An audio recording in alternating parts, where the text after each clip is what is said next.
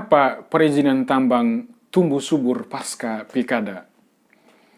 Selama kurang lebih 20 tahun terakhir, beberapa lembaga menemukan bahwa bisnis tambang telah menjadi komoditas politik, terutama bagi pendanaan kampanye politik, baik di tingkat nasional, dalam hal ini Pilpres, maupun di tingkat daerah, dalam hal ini pemilihan gubernur atau pemilihan bupati.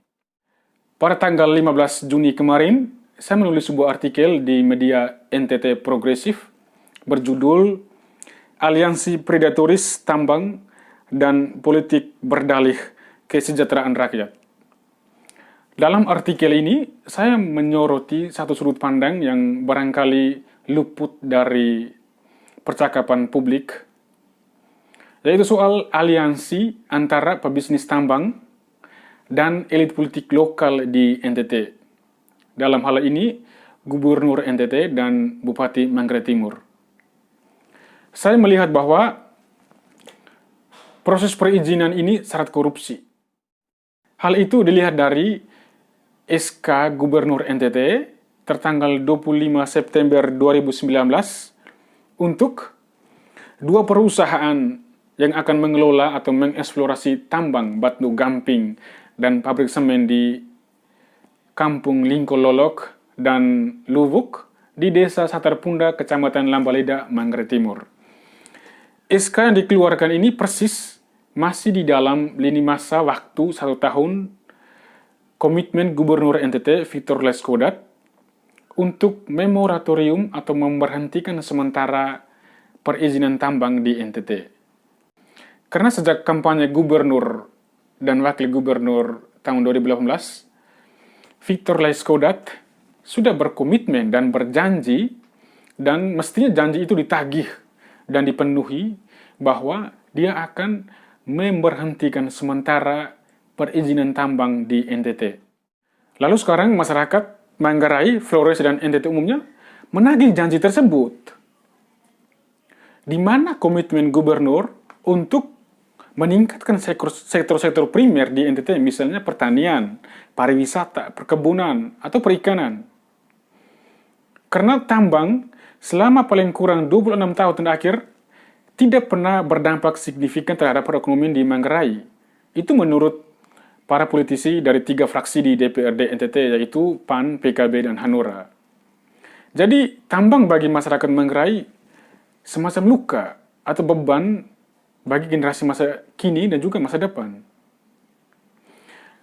Tambang juga bagi mereka akan merusak tatanan budaya, sosial, dan juga lahan yang selama ini sudah menjadi tempat mereka bermukim misalnya. Dan satu hal yang mau saya soroti dalam kasus ini adalah soal bagaimana masuknya tambang ini akan mengevakuasi atau melengsarkan masyarakat lokal di sekitar situ. Ini sangat berbahaya bagi masa depan masyarakat di Manggarai umumnya. Karena di tempat yang baru mereka tidak mungkin mendapatkan apa yang sudah mereka miliki selama ini. Laporan atau investigasi Metro TV beberapa waktu lalu memperlihatkan bahwa Kampung Lingkololok dan Luvuk bukanlah sebuah perkampungan yang tandus atau gersang yang tidak produktif. Tetapi kampung ini justru kalau diolah secara baik, maka dia akan memberi kesejahteraan bagi perekonomian masyarakat lokal.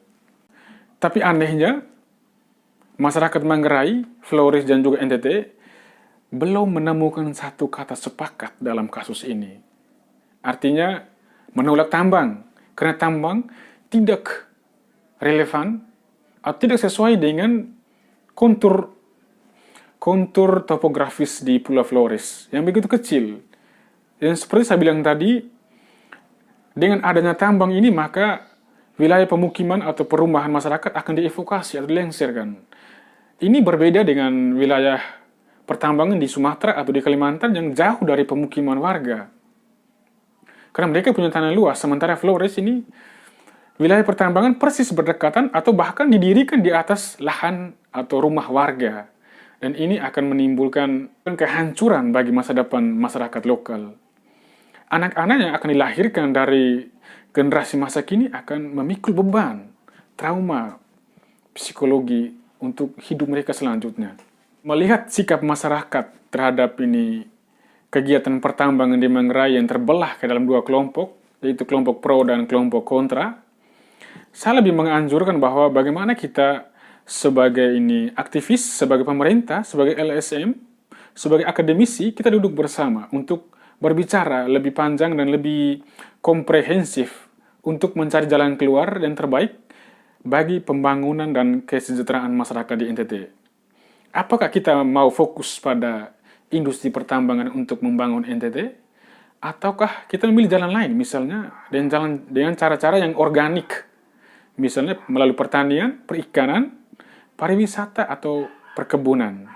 Karena beberapa sektor penting ini, saya melihat justru lebih berdampak terhadap perekonomian masyarakat.